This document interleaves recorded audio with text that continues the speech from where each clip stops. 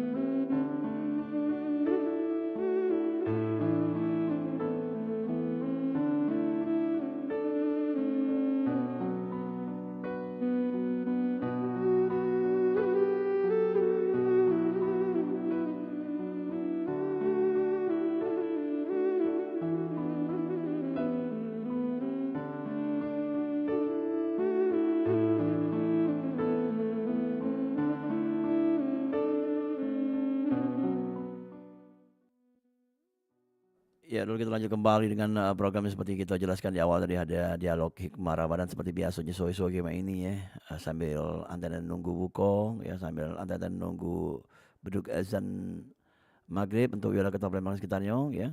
Kita isi dengan kajian ya.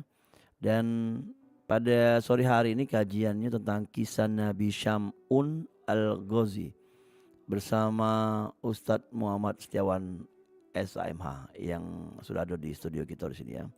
Langsung kita menyapa beliau ya. Halo, Assalamualaikum. Waalaikumsalam warahmatullahi wabarakatuh. Iya, apa kabar, San? Alhamdulillah baik wadola. Iya. Ngapa gak telat kaca-kaca dari gawe ya? Iya. Palembang wadola. Begi banyak gawe. Iya. San, di hari ini kayaknya menarik sekali ya, beda dengan kemarin. Kita ngangkat tentang beberapa cerita-cerita kisah ya. Iya benar wadola. Yang Jadi mungkin baca menjadi syafaat untuk kita juga. ya mulai hari ini sampai lebaran kaget kita ngambil pelajaran dari kisah-kisah kan. Ya. Karena masih ada korelasi kaitan dengan yang kemarin yola sejarah peradaban Islam kan. Oke, diatur ya Ustaz. Ini tentang yang kita jelaskan tadi ya. Iya benar. Ya, silakan Ustaz. Bismillahirrahmanirrahim. Assalamualaikum warahmatullahi wabarakatuh. Bismillahi walhamdulillah wassalatu wassalamu ala rasulillah Sayyidina Maulana Muhammad ibn Abdullah wa ala alihi wa sahbihi wa ahli sunnatahu wa jama'atahu min yaumin hadha ila yaumin nahda. Wa ba'du. Para pendengar, para pemirsa Radio Republik Indonesia Pro 4, kaum muslimin muslimat yang insyaallah senantiasa dirahmati dan dimuliakan oleh Allah Subhanahu wa taala. Petang hari ini Selasa 25 Ramadan 1446 Hijriah bertepatan dengan 25 Maret 2025 Miladiah, kita dapat kembali bermuajahah, dapat kembali mendengarkan kajian-kajian seputar berbagai disiplin ilmu agama yang dikemas oleh RRI Pro 4 ini melalui program acara Dialog Hikmah Ramadan.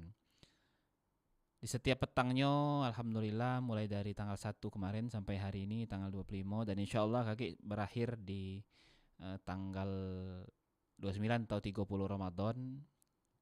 Artinya di akhir Ramadan kaki kita akan mengisi kajian ini dengan berbagai tema. Dan pada petang ini kita mengangkat tema mengenai kisah Nabi Syam'un Al-Ghazi. Jamaah yang dirahmati dan dimuliakan oleh Allah Subhanahu wa taala, setelah kita bersyukur kepada Allah bahwasanya petang ini kita dapat kembali bermuajahah melalui telekonferensi RRI Pro 4 ini, walaupun via online, mungkin yang menyaksikan di radio manual, yang menyaksikan di RRI digital, yang menyaksikan di kanal YouTube dan media sosial lainnya, kita tetap semangat. Kita bersyukur kepada Allah. Alhamdulillah atas segala nikmat Allah, atas segala nikmat-nikmat yang tidak bisa kita urai di sini. Kita masih istiqomah menjalankan ibadah kita. Bahkan harus lebih kita tingkatkan dan kita maksimalkan lagi di 10 terakhir ini, dan hari ini kita sudah masuk hari 25, artinya ada lebih kurang 5 atau 6 hari lagi ya ke depan ini. Kita tunggu ketetapan pemerintah mengenai akhir dari Ramadan ini, dan kita akan menuju ke hari raya Idul Fitri. Setelah kita bersyukur, mari kita sama-sama bersolawat dan bersalam kepada junjungan kita Nabiuna Muhammad sallallahu alaihi wasallam. Salawat dan salam tersebut juga kita kirimkan kepada para keluarga, para sahabat dan para umat beliau, dan semoga dengan kita senantiasa bersolawat kepada beliau kage di hari kiamat, Allah Subhanahu wa taala melalui baginda Nabi kita Muhammad sallallahu alaihi wasallam akan memberikan syafaatul uzmah atau syafaat yang paling agung kepada kita, yang menjadi impian dan cita-cita serta doa kita galau-galau. Dan semoga Allah mengabulkan dari permohonan kita ini. Berkah bersolawat kepada Nabi SAW. Amin Allahumma amin. Para jamaah yang insya Allah senantiasa dirahmati dan dimuliakan oleh Allah Subhanahu wa taala. Di 10 terakhir Ramadan ini temanya memang kita akan mengangkat tema-tema seputar sejarah peradaban Islam atau kisah-kisah yang dikisahkan di dalam Islam, baik itu dalam Al-Quran maupun di dalam Al-Hadis. Para jemaah yang dimuliakan Allah, 10 hari pertama kita mengkaji mengenai ulumul Quran, ulumul Hadis dan Arkanuddin. Lalu 10 hari kedua kita susul mengkaji dari masing-masing item Arkanuddin itu. Dan di 10 hari terakhir ini memang kita khususkan mengkaji mengenai tema sejarah atau tarikh ya, atau kisah-kisah. Nah, hari ini kita mengangkat tema mengenai kisah Nabi Syam'un Al-Ghazi. Di beberapa tema waktu yang lalu, khususnya ketika kita mengkaji rukun iman itu ada beriman kepada para nabi dan rasul. Nah, maka kita akan cross back ke belakang lagi, kita akan flashback ulang mengenai ini sedikit, lalu kita kaget baru masuk ke kisah kita hari ini. Dan kita akan flashback dulu ke beberapa hari yang lalu kita pernah mengangkat tema sejarah peradaban Islam. Nah, tema sejarah peradaban Islam ini, peradaban pertama itu yakni peradaban sebelum diutusnya baginda Nabi SAW, dari masa Nabiullah Adam alaihissalam sampai masa Nabiullah Isa alaihissalam. Nah, jadi masa itu yang akan kita angkat, dan khususnya lagi yaitu beriman kepada Nabi dan Rasul itu. Itu nak diangkat oleh apa kaki? Boleh diangkat Iya, selingan dulu ya. Oke, sebagai selingan kita angkat ya. Halo, Assalamualaikum. Ya, terputus ya. Terputus ya. Silakan. Kita lanjutkan. Jadi sejarah yang akan kita bahas hari ini yakni sejarah atau sebelum diutusnya baginda Nabi SAW. Jadi di rentang masa Nabi Adam sampai Nabi Isa. Nah, adapun kisah yang akan kita bahas ini kisah salah satu sosok Nabi dan Rasul. Jadi kita balik lagi ke belakang ke beberapa hari yang lalu. Pernah kami jelaskan mengenai klasifikasi Nabi dan Rasul. Kita ringkas ya. Pertama, Nabi dan Rasul yang secara tekstual disebut oleh Al-Quran namanya. Itulah yang 25 itu tadi ya. Adam, Idris, Nuh, Saleh sampai Muhammad SAW. Lalu yang kedua ada Nabi dan Rasul yang Allah singgung kisahnya dalam Al-Quran tanpa menyebutkan namanya. Seperti Nabiullah Khidir, Nabiullah Syamu'il, dan Nabiullah Uzair. Lalu yang ketiga ada kisah Nabi dan Rasul yang tidak diceritakan baik secara teks maupun secara konteks dalam Al-Quran, tapi diceritakan di dalam hadis baginda Nabi SAW. Inilah contohnya Nabi Syith, Nabi Syam'un Al-Ghazi yang hari ini akan kita ceritakan, dan beberapa nabi-nabi dan rasul yang lain. Lalu yang keempat ada nabi dan rasul yang masih terjadi ikhtilaf di kalangan ulama apakah ini nabi dan rasul, tapi dia diceritakan dalam Al-Quran.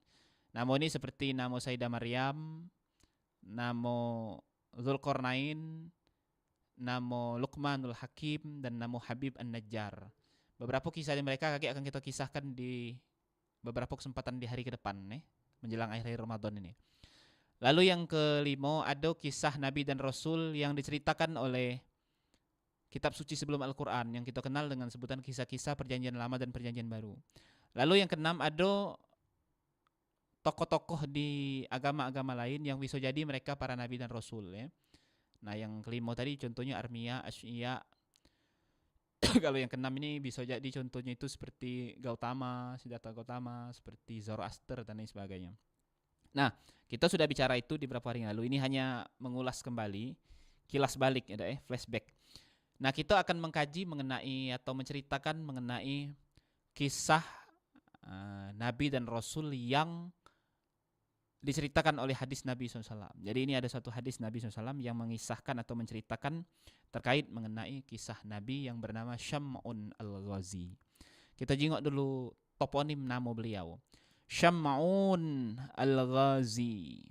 Namanya Syam'un, lakopnya al-Ghazi. Ini menandaukan bahwasanya beliau ini wong Gaza. Hidup di Gaza, lahir di Gaza, besar di Gaza dan diutus di daerah Gaza.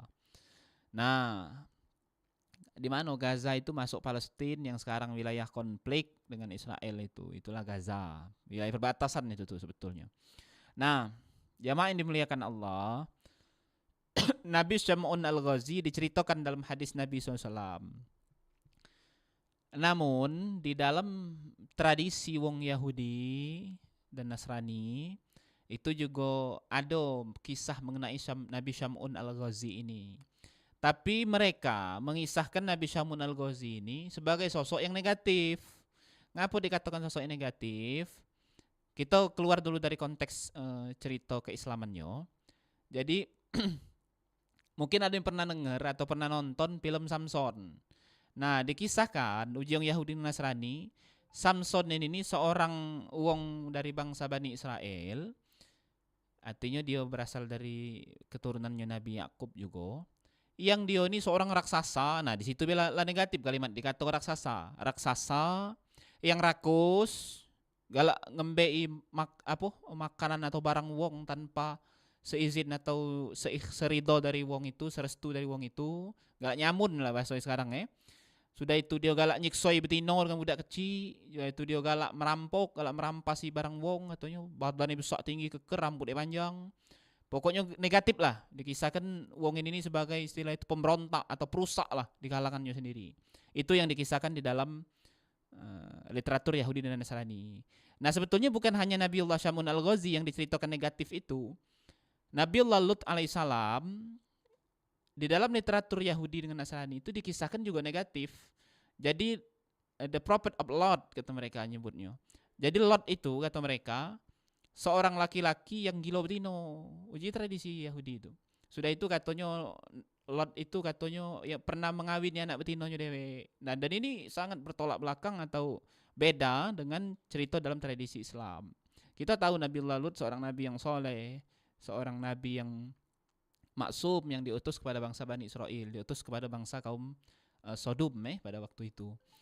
Nah, jadi Al-Quranul Karim itu jamaah yang dimuliakan Allah dan Islam, artinya selain Al-Quran, sunnahnya Nabi SAW, itu juga kitab ataupun agama yang memulihkan nama baik tokoh-tokoh yang ada sebelum Islam.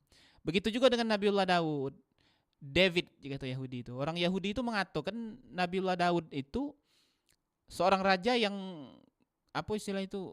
Maaf ini cerita versi mereka, seorang raja yang galak ngembek bini-bini wong. Nah, sedangkan di dalam Islam dikatakan dibersihkan nama Nabi Daud itu sebagai nabi yang soleh, nabi yang bagus, nabi yang baik, sesuai dengan memang kehidupan beliau, seorang nabi yang maksum tentunya. Nabi Lut juga dibersihkan nama baiknya dalam Islam. Nah, begitu juga dengan Nabiullah Syam'un al-Ghazi ini. Jadi kata Rasulullah SAW, Nabi Syam'un al-Ghazi ini adalah seorang nabi dan rasul dari bangsa Bani Israel yang lahir di Gaza, yang diutus untuk bangsa Bani Israel juga. Nabi Syam'un al-Ghazi ini memang seorang nabi dan rasul yang punya perawakan besar tinggi, perkasa, kekar. Mungkin kalau bahasa hari ininya six pack Nah, beliau ini fisiknya memang rambutnya panjang sebau. Dan beliau ini diutus oleh Allah untuk menyempurnakan tauhid atau membenarkan tauhidnya bangsa kaum Gaza, kaum Yahudi pada waktu itu, Bani Israel. Nah, Nabi Syamun Al-Ghazi ini punya seorang istri dan beliau diutus kepada kaum itu, kepada seorang raja. Rajanya ini juga raja yang zalim, yang semena-mena pada waktu itu. Nabi Syamun diutus kepada bangsa itu. Beliau senantiasa mengajak kepada kebaikan, mengajak kepada tauhid kepada kaumnya. Tapi karena kaum ini sudah menjadi kaum yang zalim, raja dan rakyatnya ini sudah sekutu, menyekutukan Allah dan juga tidak mempan mendengar risalahnya Nabiullah Syamun ini. Akhirnya Nabi Syamun Al-Ghazi ini tidak diterima, ajarannya tidak diterima. Nah, singkat cerita, karena beliau ini tidak diterima, akhirnya raja ini tadi bikinlah sayembara, bikin petisi ya. Kata raja, siapa yang pacak membawa kepalanya Syamun Al-Ghazi, Samson dikenal oleh mereka ya, ada jadi film itu. Tapi film itu tidak ada sepenuhnya benar karena dia banyak menyadur dari literatur yang menyatakan Nabi ini seorang tokoh yang negatif. Nah, akhirnya kata rajonya, siapa yang pacak mawa Syamun Al-Ghazi kepalanya ke sini, baik hidup ataupun mati, maka kunjuk ke apa dia yang dia minta. Nah, akhirnya raja ini lah kesal dengan Nabi Syamun Al-Ghazi karena beliau senantiasa mengajak untuk menyembah kepada Allah dan membenarkan kaumnya. Sedangkan raja ini raja yang zalim dan raja yang kufur ya. Akhirnya idak katik yang pacak mengalahkan Nabiullah Syamun Al-Ghazi secara fisik senegeri itu, siapapun itu. Nah, karena kita memang tahu Nabi Syamun Al-Ghazi Allah nunjuk mukjizat, Allah nunjuk kelebihan. Beliau itu punya badan besar tinggi kekar, tenaganya luar biasa. Alhamdulillah. Memang apa istilahnya itu, punya kelebihan zohir atau lahiriah yang lebih memang. Maka sampai-sampai dikatakan Yahudi raksasa tadi kan. Nah, akhirnya karena udah kata bisa ngalahnya, kalah kalau siapa yang melawan Nabi Syamun kalah. Nah, kata raja, pokoknya siapa pacak mawaknya ke sini aman dia, kata raja. Apa yang dia minta kunjuk kalau. Nah, akhirnya karena udah kata bisa ngalahnya, yang tahu kelemahan atau titik lemah Nabi Syamun Al-Ghazi ini ya tentu yang terdekat beliau. Tidak mungkin yang jauh kan, tetangga tidak ada tahu. Nah, yang terdekat beliau tiada lain tiada bukan ialah uang rumahnya beliau yang Palembang, bininya beliau dewe.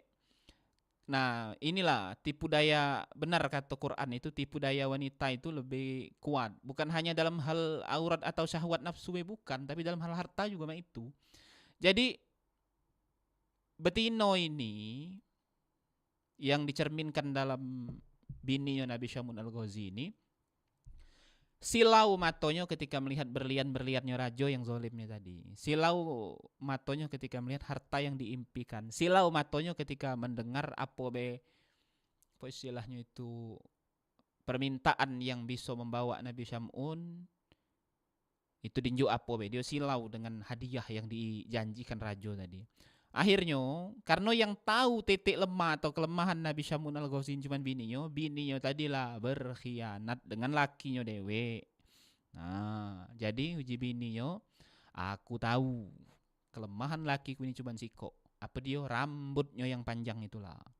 Jadi akhirnya diam-diam dalam suatu malam Nabi Syamun lagi istirahat, lagi tidur, datang bininya pelan-pelan dembeknya lah pisau, semacam gunting lah ya kalau hari ini, ditetak kenyola ke rambut lakinya tadi, tetaknya rambut laki yang panjang tadi. Nah, tanpa pengetahuan lakinya, sudah ditetaknya rambut laki yang panjang tadi, dikebet kenyola ke ini, ke apa namanya itu, ke lengan lakinya itu dewe, dikebet, dibikin simpul, dibikin kebetan, ikatan. Nah, akhirnya ketika Nabi Syamun bangun, Nabi Syamun dak katik daya dan upaya lagi, karena kekuatannya selama ini yang ada itu sudah luntur oleh kelemahannya dewe, itu rambutnya yang jadi kelemahan Nabi Syamun itu rambutnya yang dikebet ke badannya. Kalau itu sudah terjadi maka lemah itu. Nah, artinya jamaah yang dimuliakan Allah, titik kelemahan seseorang itu memang ada, baik itu wong yang dianggap sakti ya dalam tanda kutip maupun wong yang biasa. Jadi titik lemah itu memang sudah ada. Nah, titik lemahnya beliau itu tadi rambutnya yang panjang tadi dikebet ke badannya. Digawe kalau bininya, ditetak dikebet ke nyo. Begitu Nabi Syamun bangun tadi nyingok kondisi itu, Seluruh kekuatan Nabi Syamun sudah luntur, sudah ada katik lagi, dan beliau cuman bisa menangis. Nah, beliau cuman bisa menangis dan sedih dalam hatinya. Karena yang mengkhianatinya ternyata bininya dewek, wong rumahnya dewek. Nah, wanita yang selalu mendampingi beliau dewek berkhianat kepada beliau. Nah, akhirnya Nabi Syamun Al-Ghazi diseret oleh biniyo, dibawa oleh biniyo, pecah nyerit binatang wae, menghadap rajo. Wahai rajo, katanya, inilah aku bawa, katanya, yang kau minta, laki aku dewek, katanya. Disodornya dengan rajo. Nah, jika itu rajo, akhirnya yang menghalangi aku selama ini dapat juga ada di hadapan aku. Makasih jika itu rajo. Kau walaupun bininya, kata rajo, kau sudah nurut perintahku, pedio kendak kau kunjuk. Akhirnya bininya dinjuk harta yang berlimpah, berlian-berlian yang mahal. Bininya kesenangan bukan main, bukan kepalang. Nah, inilah jamaah ini dimuliakan oleh Allah. Sebelum kita lanjutkan kisahnya, ini menjadi apa namanya itu pelajaran, satu pelajaran penting bagi kita. Bagi kaum betino, wong betino, ibu-ibu khususnya, janganlah kita silau dengan harta, dengan duit, dengan perhiasan yang mahal, dengan segala sesuatu yang mahal. Nah, bahwasanya kadangkala sesuatu yang mahal itulah malah menjadi menjerumuskan kita ke neraka. Ini pelajaran pertama. Kita lanjutkan kisahnya. Nah, akhirnya dihadapkan dengan rajo. Betino bininya tadi balik, lah sudah dapat hadiah. Rajo dengan Perdana Menteri dengan prajurit-prajuritnya sudah menyaksikan Nabi Syamun Al-Ghazi terkapar, dak katik kekuatan lagi. Uji rajo, aku dak do galak membunuh dia nih. Gitu rajo. Aku nak nyiksa dia baik. Jadi dak do dibunuhnya langsung oleh rajo. Disiksanya oleh rajo. Pertama siksaannya mungkin kalau hari ini diseset-seset kulitnya. Make lading. Nah, ada telepon nyak nyodol. Ya. Halo, Assalamualaikum. Waalaikumsalam warahmatullahi wabarakatuh. Bang Sona. Ya, silakan. Ini Gimana, siapa? Bang? Baik, Ya. ya. Iya. Izin, Bang, ini dari Bang Sinaga, Bang. Iya, silakan Bang Sinaga. Iya. Izin Pak Ustadz. Iya, siap Bang. Assalamualaikum Pak Ustadz, Setiawan SHMH. Waalaikumsalam warahmatullahi wabarakatuh. Gimana kabarnya, Tad? Alhamdulillah, baik Bang. Abang gimana di ujung negeri kita? Alhamdulillah. Alhamdulillah, Alhamdulillah, baik, Bang. syukur. Tadi saya telepon ke Pro 1, monitornya ke Pro 4. Ya. Jadi izin, Bang, ini ingin bertanya, Bang. Ya. Nah, adik saya kan begitu kan, adik ipar saya kan. Jadi begini, Bang, singkat cerita, di Bandung itu kan sholat subuhnya itu azannya 2 kali, Bang. Ya. Azannya. Nah, yang dipertanyakan ini nih, sebenarnya aliran itu sesat apa enggak, Bang? Oh ya, siap. Oke. Itu aja, karena tahu saya kalau orang subuh kan azannya kan 1 kali, Bang. Nah, ini 2 kali dia, Bang. Nah, mungkin itu aja, Pak Ustadz. Terima kasih banyak. Bang Dola, terima kasih banyak. Ya, sama-sama Bang Sinaga.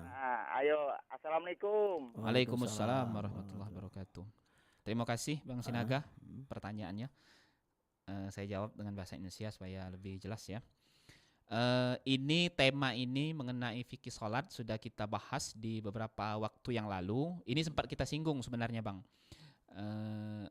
Dan hari ini akan saya pertegas lagi karena tadi terima kasih Abang sudah menanyakannya. Jadi begini, Bang. Azan subuh 2 kali di Bandung itu bukanlah aliran sesat. Dia aliran yang Islam, yang Ahlus Sunnah wal Jamaah dan sama seperti kita pada umumnya. Nah, itu juga terjadi di Padang, Bang. Selain saya baru dapat informasi ini kalau di Bandung juga ada yang seperti itu ya. Yang saya tahu itu di Padang pernah ada.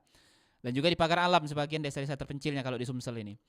Nah, itu beberapa titik yang azan subuhnya 2 kali. Jadi berhubung dengan waktu sholat, pernah kami jelaskan di kesempatan yang lalu, hari ini akan kita pertegas lagi. Jadi pertama, fajar itu ada 2 kali dalam pagi itu, Bang. Pertama namanya fajar kazib. Fajar kazib itu fajar bohongan. Kazib itu kan dusta artinya. Nah, ialah bentuknya seperti mancar ke atas kayak ekor serigala gitu. Nah, ini bukan fajar, ini belum masuk waktu subuh, tapi sudah mendekati waktu subuh.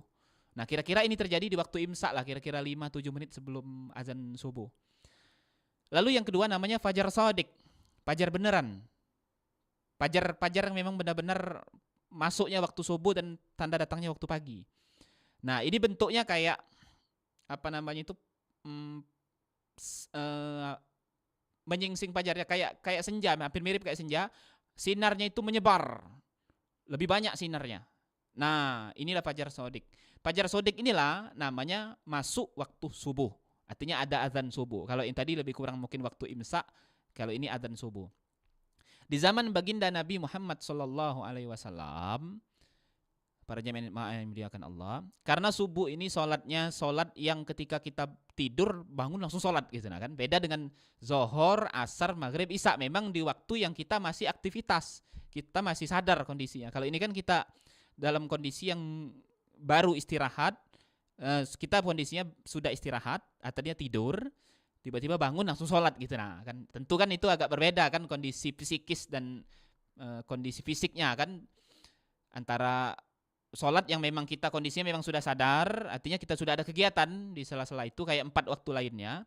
Kalau subuh ini memang kondisinya kita tuh istirahat, tidur, bangun, lalu langsung disuruh sholat gitu kan, dan waktunya pun tidak panjang, artinya kita harus siap-siap secara fisik maupun secara batin, artinya kan kita harus tenangkan pikiran, kita harus segera wudhu dan lain sebagainya.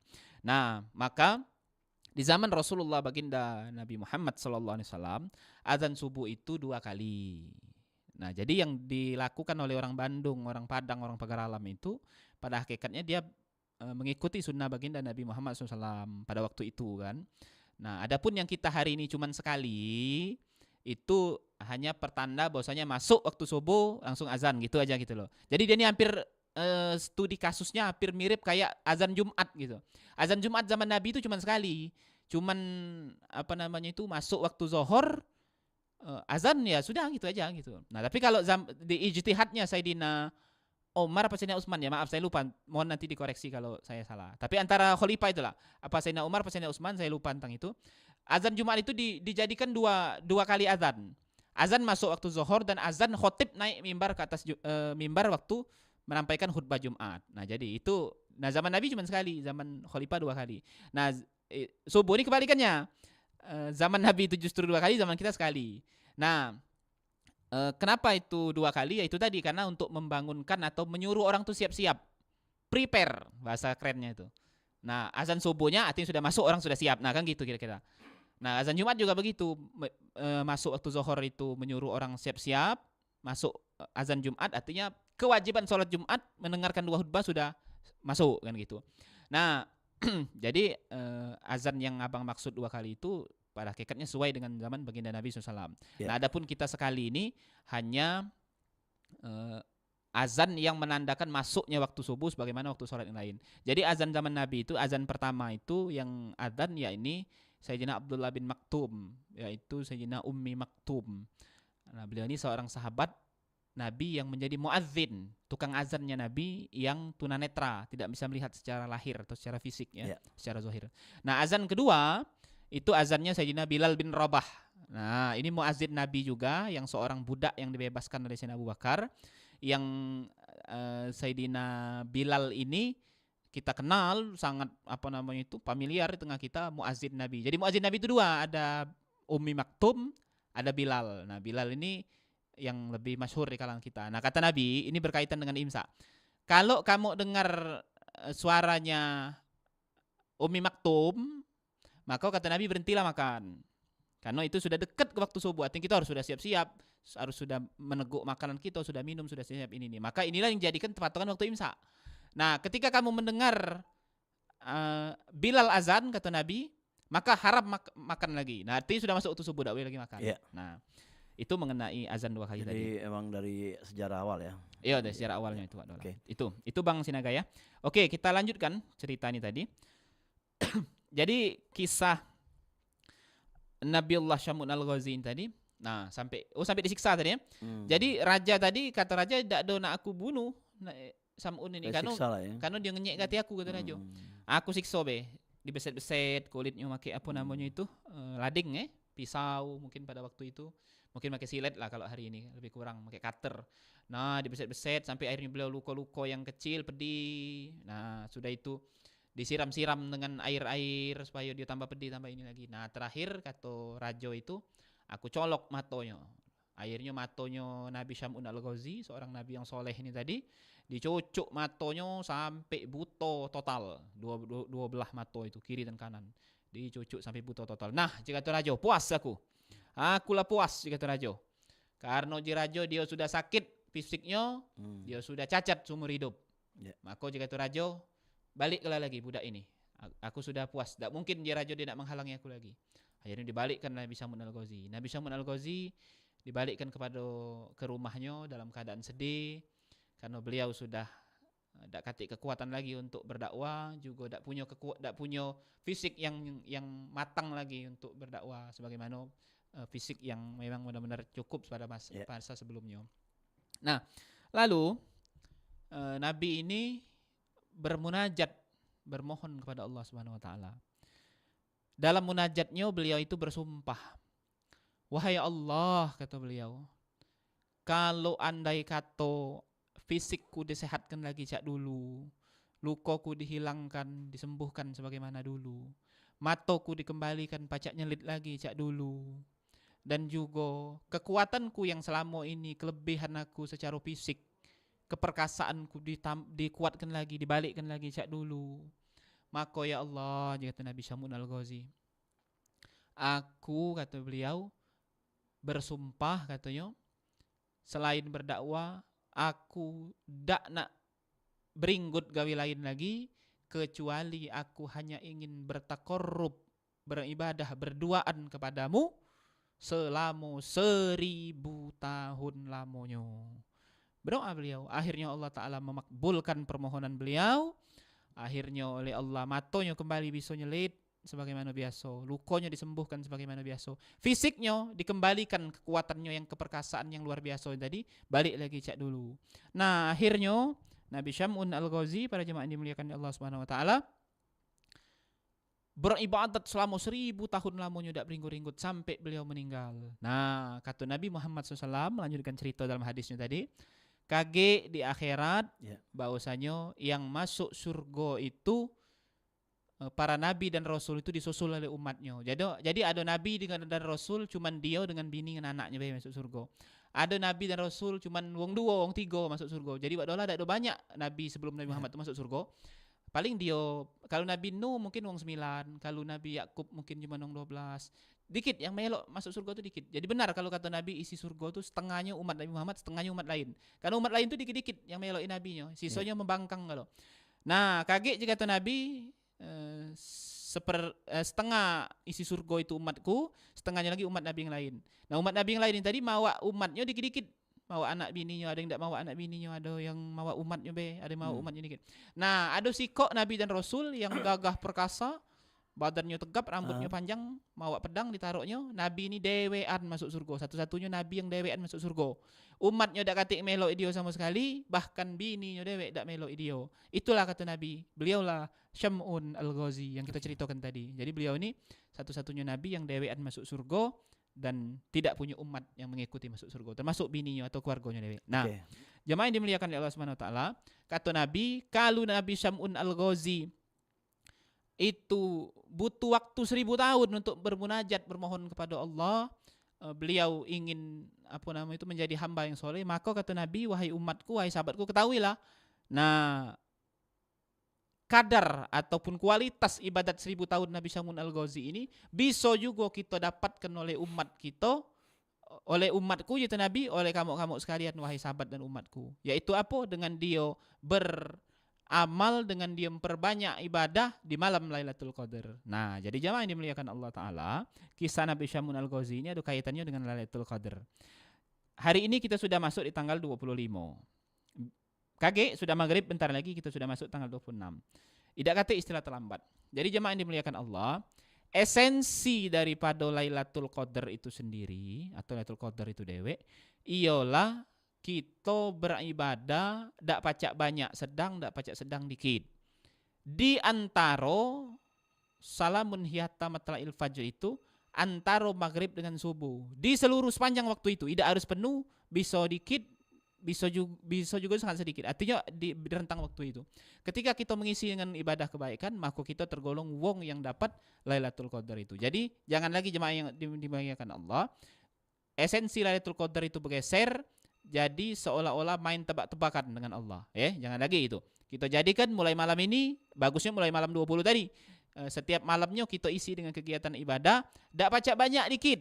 Tak baca banyak sedang, tak baca sedang dikit. Ya. Yang penting dia antara maghrib dengan subuh. Nah, ketika ini kita sudah hidupkan, walaupun kita dikit, kita terpeci malam itu kita menghidupkan, karena memang kita tiap malam menghidupkan, maka kita dapat yang dimaksud dengan kemuliaan Lailatul Qadar itu tadi. Okay. Nah, sebagaimana kemuliaan yang didapatkan oleh Nabi Syamun Al-Ghazi. Kalau Nabi Syamun Al-Ghazi, Nabi Bani Israel ini tadi, dia memang butuh waktu 1000 tahun untuk 1000 malam, bukan 1000 tahun, maaf.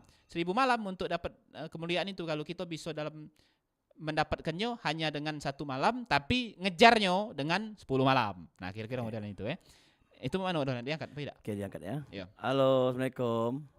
Waalaikumsalam, masih sempat. Iya, diaturi. Kalau masih ada waktu nak tanya. Diaturi. Keistimewaan. Assalamualaikum Ustaz. Waalaikumsalam warahmatullahi wabarakatuh. Kan Ustaz, nanya ada 2 macam Yasin itu Ustaz.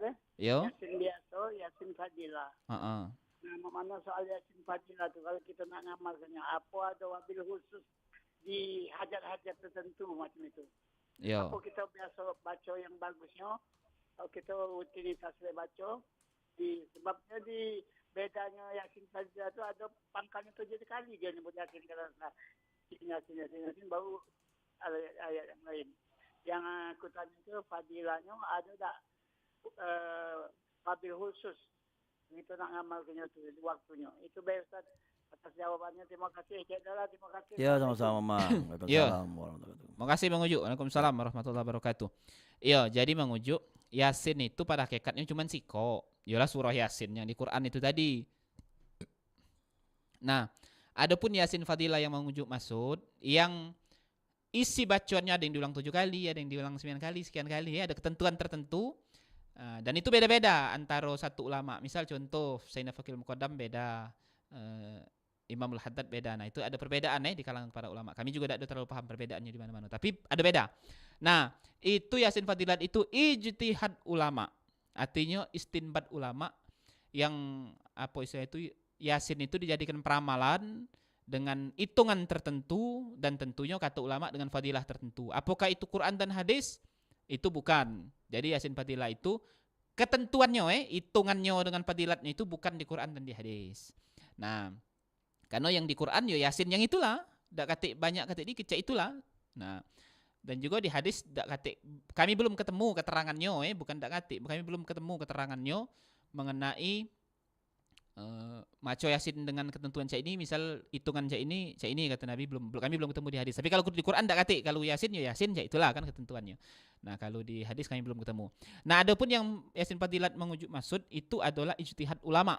Banyak versi mengujuk Yasin Fadilat tuh. Ada versinya Sayyidina Fakil Muqaddam, ada versinya Kiai ini, ada versinya Habib ini, ada versinya Syekh ini, ada versi ini. Banyak versi itu. Kalau dari namanya Yasin Fadilah, Yasin keutamaan. Nah, maka kalau kita ngamalkan Yasin itu sesuai dengan ketentuan yang itu, maksudnya ada hitungan-hitungan berapa kali itu, maka kita akan dapat suatu keutamaan tersendiri. Nah, keutamaan ini beda-beda antara satu ulama lain mengijtihadkan atau mengistinbatkan tadi. Nah, tapi yang pasti keutamaannya itu qabul hajat, artinya Allah kabulkan hajat kita. Nah, bagus yang mana? Jawabannya kalau nanya dengan kami bagus yang mana? Ku jawab bagus galo. Tapi ada tapinya. Kalau Yasin yang umum yang di Al-Qur'an sebagaimana yang diajarkan oleh guru-guru kita hari ini, Yasin biasa itu diamalkan dengan ketentuan cak mano ngamalkannya boleh umum oleh siapapun. Nah, kalau Yasin Fadilah karena ini sifatnya amalan yang sudah dimodifikasi bahasanya itu Nah, sudah dimodifikasi oleh ulama dengan ketentuan dan fadilat tertentu oleh ulama. Karena ini produk ijtihad pikir dari para ulama, maka pengamalannya juga tidak basing-basing. Nah, pengamalannya harus dengan guru yang punya sanad, yang punya ijazah. Yasin Fadilah itu dari guru-gurunya sampai ke siapa, misalnya ke imam siapa sampai ke Rasulullah. Begitupun kita ngambeknya juga make sanad, make ijazah. Jadi jangan basing-basing. Kalau diamal ke basing-basing takutnya ini analoginya. Kalau ayat Quran Yasin biasa tadi yang kita amalkan tadi makin banyak makin bagus, itu laksana vitamin C. Ya. Nah, vitamin C itu boleh siapa makan, nak makannya konsumsinya tidak bahaya, tidak bagus, Ya. makin banyak makin bagus. Vitamin. Nah, kalau yang Yasin Fadilat ini tadi sama be pecah laksana obat. Obat itu harus dengan resep dokter dan dengan takaran tertentu. Ya. Nah, kalau kita kebanyakan makan obat, is dead. Nah, itu juga dengan Yasin Fadilat tadi. Kalau kita salah amal, ndak katik guru yang membimbing, pacak tersesat atau paling tidak apa namanya itu Stres. pacak juga bikin kita salah, bikin apa namanya itu kesalahan secara lahir dan secara batin. Pokoknya ada kefatalan lah di situ Dari pola pikir ya, nggak jadi ya. Yo, nah Masuk ke jadi pola pikir ya. jadi apa namanya itu karena dia modifikasi ulama ya tentu harus dengan resep yang ada dengan ijazah yang ada. Resep itu pastinya- ijazah. Yang pastinya sesuai dengan apa petunjuk lah ya. Yo, jadi kalau yang Yasin biasa tadi diamalkan sama banyak tidak masalah karena ini umum, wadah Ya. dia tidak ada pakai resep sama ucap vitamin. Kalau Yasin Fadilat tadi karena dia modifikasi dan produk ulama, walaupun dari Yasin juga, dia sama pecah obat, artinya menggunakannya harus dengan resep. Kalau kita tidak ada dengan resep, kalau obat tadi kan pecah mabuk Ya. Nah, kalau Yasin Fadilat tadi kalau kita ngamalnya tidak dengan ijazah, kita pecah ada kesalahan yang fatal. Oke. Entah itu lahir entah itu batin. Nah, kira menjadi itu. Nah, Oke, terima kasih. Ya, di penghujung Jamaah yang program. dimuliakan oleh Allah Subhanahu wa taala. Jadi di penghujung ini sebagai closing statement kita introspeksi diri kita masing-masing untuk kita senantiasa menghidupkan malam Lailatul Qadar mulai malam ini atau yang sudah mulai tanggal 20 bagus, yang belum sempat mulai malam ini. Nah, kita hidupkan dengan peramalan ndak pacak banyak dikit. Kalau begadang kira-kira nyikso jangan begadang. Ya. Nah, ndak pacak dikit, ndak pacak banyak sedang, ndak pacak sedang dikit, jangan tidak nian. Nah, ketika kita sudah menghidupkan jatuh malam Lailatul Qadar maka kita dapat Lailatul Qadar itu walaupun dikit karena dia di antara maghrib dengan isya. Baik, kami selaku narasumber mohon maaf apabila ada khilaf dan salah. Kepada Allah kami mohon ampun. Kami ucapkan terima kasih kepada seluruh pendengar dan wabil khusus kepada yang sudah bertanya. Semoga kajian ini menjadi ibrah dan menjadi pelajaran bagi kita galo-galo. Kami akhiri walampu minkum wallahul muwaffiq ila aqwamit thoriq. Assalamualaikum warahmatullahi wabarakatuh. Waalaikumsalam warahmatullahi wabarakatuh. Terima kasih Ustaz dan semoga kita bisa bersua kembali Ustaz ya di kesempatan sore besok ya. Dan Dur, kami tutup program acara ini dan makasih Ustaz. Assalamualaikum. Waalaikumsalam warahmatullahi wabarakatuh. Kita bakal bergabung sama Pro 1 RRI Palembang guna ikuti siaran dari Masjid Agung guna menanti berikut azan maghrib untuk wilayah Kota Palembang dan sekitarnya. Dulur-dulur, sudah kita peloi bersama acara Hikmah Ramadan Pro 4 RRI Palembang. Ramadan RRI berkah untuk negeri. Dari Masjid Agung Sultan Mahmud Badarudin Jayo Wikromo Palembang bersama Syariah Daim dalam siaran menanti waktu berbuka puasa.